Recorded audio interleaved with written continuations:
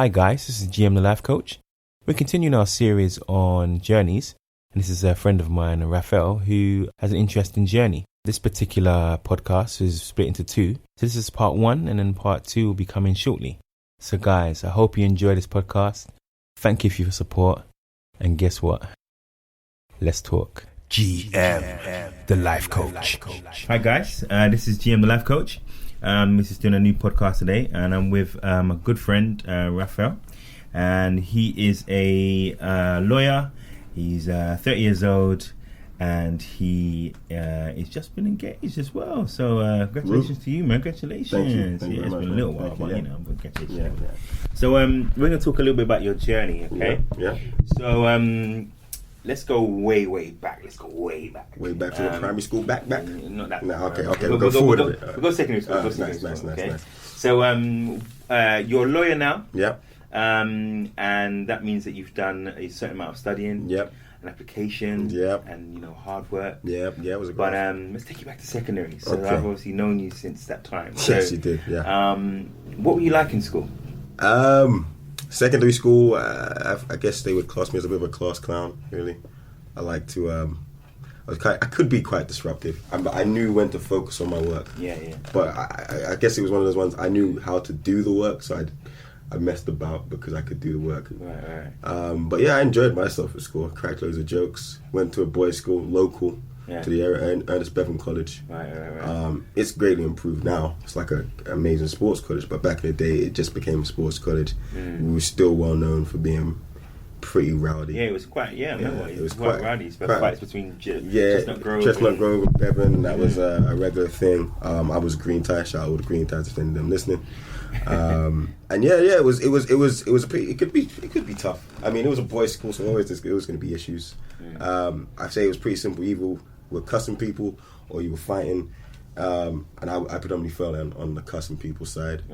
But yeah, it was good. I enjoyed my secondary school. The joke is I had no secondary school, but then Bevan found me, which was always quite useful. I had no school going into my secondary year. I didn't get into my first choice, Graveney. I didn't get into ADT. So I was stranded, and then thankfully one of my primary school teachers, her dad was the principal at Bevan, and he called. I got a random call. What's her name? Mrs. Bakari. Mrs. Bakari hooked me up. Shout out to Mrs. Bakari. Shout out Mrs. Bakari, because she started the journey kind of. Yeah. So she hooked me up. She got her dad to call me, and he's like, "Do you want to come to the school?" And I was like, "Yeah."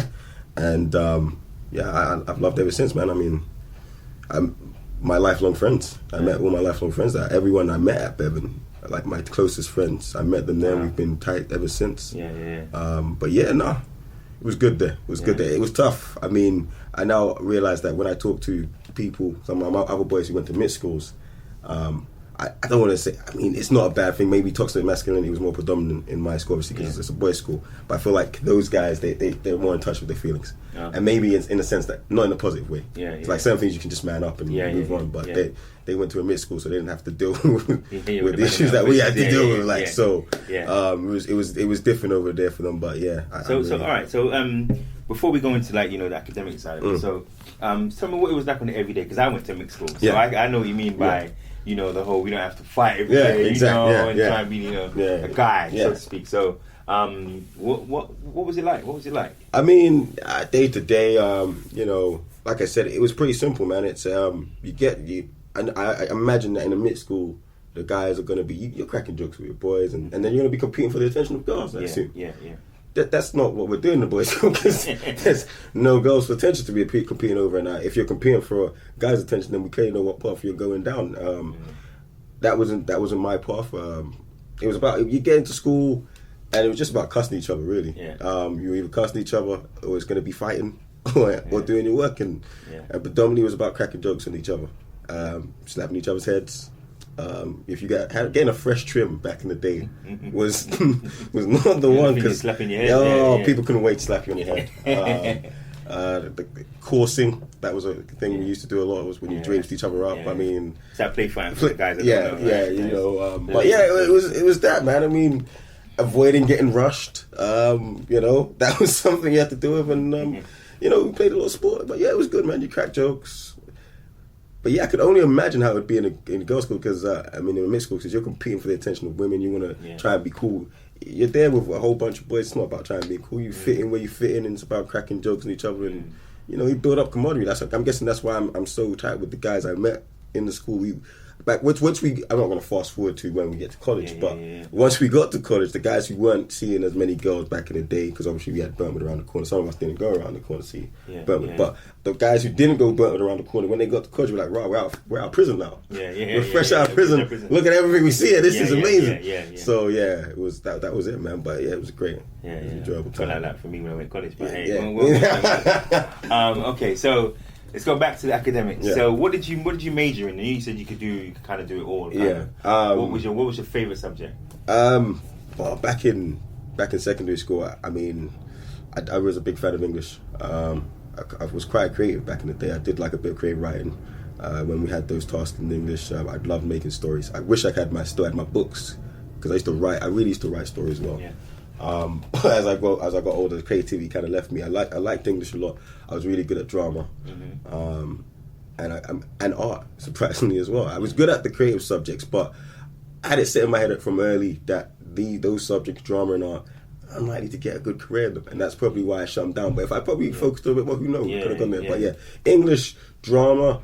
I liked art to an extent. History, I was a big fan of history. You know, if you don't know your past, then you don't know your future. One of those ones there. So I enjoyed history. Word. Did I do business? I didn't do business in secondary school, but I did geography. I enjoyed geography. I remember geography and history were the options I picked in year 10. But English, the creative arts, you know, drama, not so much art. And actually, I'm being honest, I like maths. I like numbers. I like numbers. I missed that maths. I'm like, I like numbers. I did like numbers, man. I really was a big fan of numbers back in the day. It was actually one of the paths I was considering going down when it came to profession. But I was a big fan of maths. But then maths changes once you get out of secondary bringing home some crazy maths. I'm looking at it No. See, maths back in the school was it was great. It's much more simpler. You're dealing with more of numbers. I loved the bit in algebra. I enjoyed my maths. When you're good at something, obviously you enjoy it more. So back in secondary school, I was like good. I remember being in the top set for maths and enjoying it, man. Got my A. Was only like 5 marks off the A star. I was a bit disappointed with that, but still. 5 marks off the A star, you know, couldn't bump me up a bit, you know what I mean? But those were my favourites, man. Wow. I realised I had a bit of a practical mind, but I did like my creative as well. But it was very practical. Man. Algebra lost me, boy. They started putting words. I was like, I just got around the numbers. We ain't doing that, man. Nah, I'm telling you, man. Once you got the algebra down, I feel like that's where they lose a lot of people. If you don't like algebra, maths is not for you once you get past year 9. But if you can stick with it, you're in there. You're enjoying yourself. I still do, right? Do all of it, but just the maths. So let's move on to college. College. I was going to say secondary school. Let's do college. Okay, so what did you go to college to do? To study? I went to college. At this point, I kind of knew where I wanted to go with my career path already. I was already thinking from early about obviously trying to get into law. So I looked at the kind of subjects that would assist with that. So I went for English because obviously you need to have your written prose down well and how to structure stuff. History, because it allows you to learn how to structure your arguments when you're doing an argument. Maths, because I liked maths still, and I didn't. I like to work with numbers, and also, what they don't tell you, it allows you to work through getting an answer. With maths, it's always structured. You're going to go through a certain structure to do an answer. So it makes you go through steps logically well. So I did maths as well, and business studies, because I liked businesses, and I knew at the end of the day I want to start my own business. At some point I'm going to want to start my own law firm, so I need to know the background of how to do that. So those are the subjects. We're giving it a go. You know, got to get out there at some point and take a leap of faith. But those are the subjects I picked, and I enjoyed all of them except maths. Because hold on, wait. So you just told me you had this whole love of maths, found this whole way of working, this theoretical way of working, and now you're telling me maths was not. Because this is what they got to do some kind of counselling before you go into the subjects. Because I went in there thinking, maths still gonna be banging on with numbers and that, and then we're hitting with algorithms and what's this and sin cos tan came in more. And that's not the numbers I fell in love with, man. That's not what I wanted to do. So we got in there, and I remember when I went to college, obviously we started with the maths. I could do the work. It wasn't as easy as it was. But they gave us one paper in the first year. and there was only 10 questions on the paper. We had 90 minutes. I remember we went in there, me and my boy, we went in there, and then they said go, and we opened the paper. I was like, I don't know that one. Like, I don't know. I don't know this one. I don't know this one. And I looked at my boy, he looked at me, and we just, what are we doing? I don't know. Just playing on the calculator. At that point, I knew math was no longer for me. I was done at that point. That was like I knew which elective I was dropping. At that point, I was like, not doing maths. Me and maths were finished. But those were good subjects. I enjoyed them. As part of the journey, if we're talking about journeys, obviously, like I said initially, obviously having gone to a boys' school, I wasn't someone who really played out that much. So I didn't go interact with girls as much as other people would have interacted with. So like I said, there was Burntwood around the corner. Yeah, that wasn't what I was going to be doing. I went home straight away. People were going around the corner. They linked girls. So obviously, I get to college, fresh out of prison. You know what I mean? So there was girls now. So this is where the secondary school thing coming in, like, trying to compete with attention a bit more. And you get distracted a little bit. Get distracted. And I don't know if it was maybe distracted, but my first year in college was not a good year for me academically. It was like maybe my worst year academically. Coming from the highs of secondary school, which we didn't get around to, I'm going to boast a bit, but out of my school, I got the best marks in GCSE as I was the best marked black person. Basically, I got the best marks as a black person. Wow. I remember they took people from each school, and we all met up at Wandsworth Town. So me and a couple of Asian guys, we represented our school, and I was like, "Raw, I'm that guy."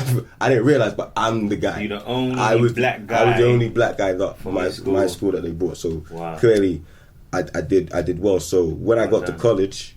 And I'm expecting the same things to go. Yeah, it didn't happen that way. And it was a wake-up call. Like, you know what? You can't just be dilly-dally or mucking around. Again, I feel like college was like a wake-up call because maybe I wasn't as focused as I should have been. Because there was, I remember I was rising with one of my boys from secondary school, and it's the English exam. And I remember it was an open book exam. You got to bring your book in with you. So we do poetry, and I assumed that you get to bring the book in. So I remember revising, it's like, don't you want to revise quotes for this play? And I'm like, nah, bruv, because I'm thinking you get to bring the book in. So we do the exam now. I'm in there, boom, first half of the exam's done. I'm like, all right, guys, we're doing the lit section. And I was like, all right, cool. I put my hand up to speak to one of the invigilators. I was like, so when are you going to give me the book? And he's like, there's no book in this exam. I'm like, what do you mean there's no book? He's like, you were supposed to read the book and have the quotes down. I was like, oh my God. So I went into that exam, no quotes. I think it was Much Ado About Nothing, and you're supposed to do quotes. I had nothing. I had nothing. I think that was a wake-up call, like, I've got to really listen and pay those first set of exams I did in college, worst exams I've probably done in my entire life. I made so many mistakes. You didn't make mistakes. How did you get the strength to carry on? Well, I feel like I'm quite strong-willed in the sense that obviously that was a setback. I expected myself to do better. You know my household, man. You know the people I've had to follow. They're both intelligent women. So it was like, and obviously as the boy, I'm expected to do well. I went home with those results. Mum was like, "What's going on, man? What's this?" And I was like, I couldn't say. I was like, I don't know. And then she even said maybe it was the girls. And I'm thinking, no, it wasn't the girls. I think maybe I got into a false sense of security, started to believe my own hype. And thought, I can coast. I got this. I can do this. And I was just like, I remember us having conversations like that. I remember one time we were sitting at the computer. I don't know what you was watching or I was watching. I remember just saying, like, have you studied or whatever? He said, yeah, don't worry, I've got this. This might have been secondary school. I remember me even just really just like, I've got this. It's cool. So I can understand. Yeah, so in that sense, I was like, yeah, it's cool. And maybe I thought, the leap wouldn't be as big, but if there's anyone who's of a younger age in secondary school going to college, the leap from secondary school to college is probably the biggest leap you're going to make. So you need to be prepared. Just because it went very well in secondary school, do not go in there automatically thinking it's going to go that well in college, because I'd have to say the college set exams, when you do, I remember my tutor saying it in college, like, be prepared. This set of exams you guys do, your ASs and your A2s, I don't know what it is now, this is going to be the hardest set of exams you do in your entire life. There's nothing's going to come as close to this, because we work you hard. It's 2 years we're giving you to learn these subjects, so it's going to be difficult. And boy, it was. But I knew I had my goals of what I wanted to do. I wanted to obviously become a solicitor, so First year wasn't good enough, so I knew I would have to buckle down. Retakes would have to be done, and I'd have to, prove myself to myself. So in your second year, what did you